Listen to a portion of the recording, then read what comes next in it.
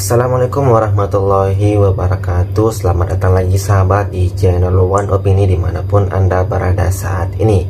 Pada video kali ini kita akan membahas di mana gerombolan Rosrio CS, Rismond, Tifa, Richard dan lain sebagainya itu semakin terpecah belah dan semakin ketar-ketir. Karena pada saat Bapak Jokowi melaporkan mereka ke Polda Metro Jaya, mereka semakin tidak fokus karena ada yang bilang hentikan saja proses hukum ini, ada yang bilang akrab dengan Bapak Jokowi, dan ada yang melapor ke DPD untuk menghentikan proses ini.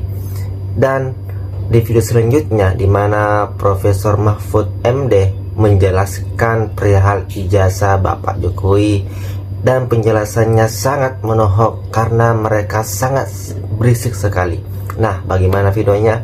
Kita nonton sama-sama berikut ini. Kekisruhan belakangan ini apa yang banyak terjadi? Misalnya soal ijazah. Soal ijazah presiden ribut sampai sekarang. Masif sekali gerakannya. Itu apakah tidak bisa ditangkal agar tidak sampai terjadi suatu saat hal-hal seperti itu?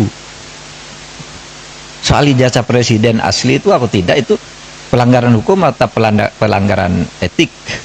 Ini sebenarnya tidak akan terjadi soal pelanggaran itu kalau undang-undangnya ketat, mengatur, mengantisipasi agar itu tidak terjadi, dan kalau terjadi apa akibatnya. Misalnya kasus ijazah Pak Jokowi yang sekarang ini, saya ikut bicara sebentar kemarin. Saya tidak peduli apakah ijazah Pak Jokowi itu asli atau tidak. Saya tidak peduli karena itu tidak akan ada akibatnya terhadap proses ketatanegaraan kita. Dalam arti begini, taruhlah misalnya betul tuh ijazah Pak Jokowi palsu misalnya. Lalu ada yang mengatakan gini, kalau betul ijazah Pak Jokowi palsu, maka seluruh keputusan-keputusannya selama menjadi presiden itu batal, tidak sah. Saya bilang enggak lah, apa hubungannya? Itu kan hukum tata negara. Kalau pidana iya, pidananya bisa. Kalau terjadi pemalsuan itu karena kebohongan publik, karena pemalsuan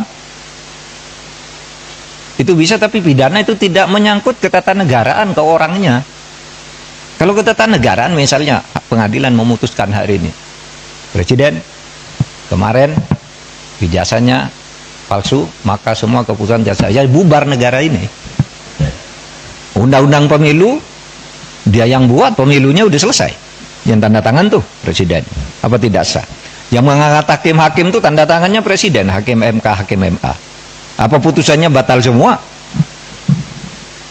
Pengangkatan menteri udah diangkat oleh presiden, tidak sah, apa batal semua? Itu kebijakan perjanjian internasional dan sebagainya, tidak bakal tidak sah. Karena apa? Kalau pendekatannya hukum tata negara dan hukum administrasi negara, itu dalilnya itu keputusan yang sudah dibuat secara sah oleh kedua belah pihak, itu harus dijamin kepastian hukumnya bahwa itu berlaku. Kalau salah ya sudah, misalnya kita kontrak dengan Cina bikin jalan tol gitu, bikin kereta api gitu, karena kita tidak senang lalu mau batal, ya Cinanya tidak mau. Kita terikat oleh hukum internasional juga dalam sengketa internasional. Atau kampus-kampus ini menjadi tidak sah semua ijazahnya. Karena apa? Yang mengangkat menteri, rektornya yang menandatangani ijazah itu, menteri itu diangkat oleh presiden. Juga pemohon juga ikut sertanya DPD itu kan, mengawal. Lu dari sini aja udah bisa nilai. Apalagi kalau kita melihat kemarin-kemarin ya, banyak sekali statementnya. Abraham Samad ngomong ke media, Jokowi cabut aja laporannya gitu. Terus kemarin ada yang lagi yang ngomong, kepada Presiden Prabowo, ini kan anak bangsa dipecah belah, gak boleh diadu domba, gak boleh seperti itu ya. Mereka yang ngomong, sekarang datang ke DPD bilangnya apa? Ikut mengawal, ikut mengawal. Lulu pada yang mempertanyakan. Gue kesal sebenarnya ya. Lulu pada yang kemarin teriak dengan lantang di media-media yang lu punya mempertanyakan ijazah. Sekarang Jokowi melaporkan, kenapa lu pada takut? Hah? Katanya lu punya bukti. Katanya lu paling benar. Kenapa sekarang kok pada melempem? Gak ada kelihatan garangnya. Kemana nih garangnya? Kemarin pada garang bener. Sekarang pada minta ini, minta itu.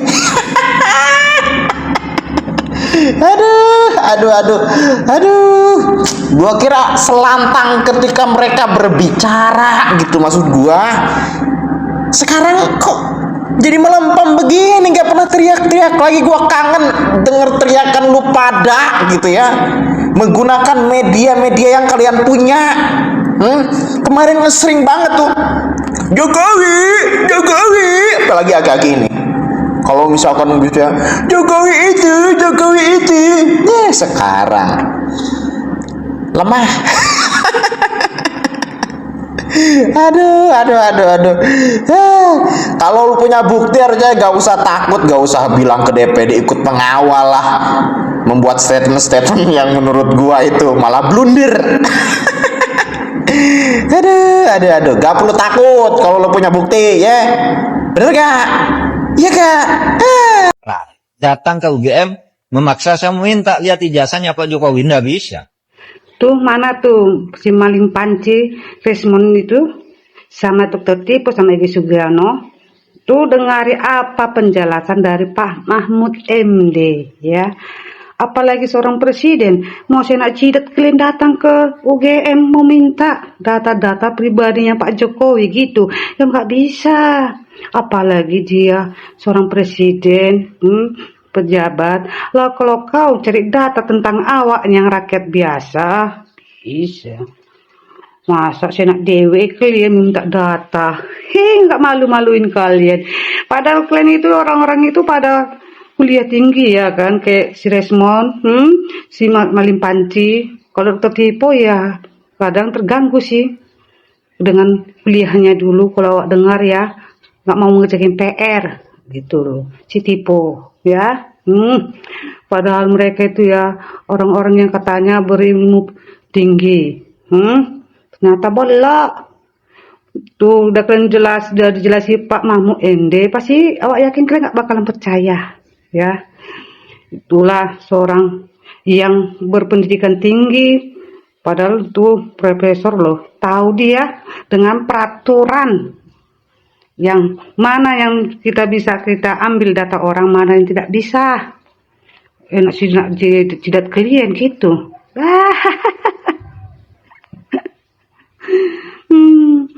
Ternyata ya mudah-mudahan lah akal kecebong-kecebong yang akan orang stres dan stres tingkat tinggi itu ya bisa mendengar penjelasan dari Pak Mahfud MD. Bukannya dia membela Pak Jokowi, tidak, cuman dia tahu peraturannya. Tidak bisa sembarangan mengambil data seseorang dengan seenak jidatnya sampai datang berbondong-bondong demo di UGM. Ada peraturannya coy ya. Apalagi seorang pejabat Presiden Republik Indonesia yang ke-7.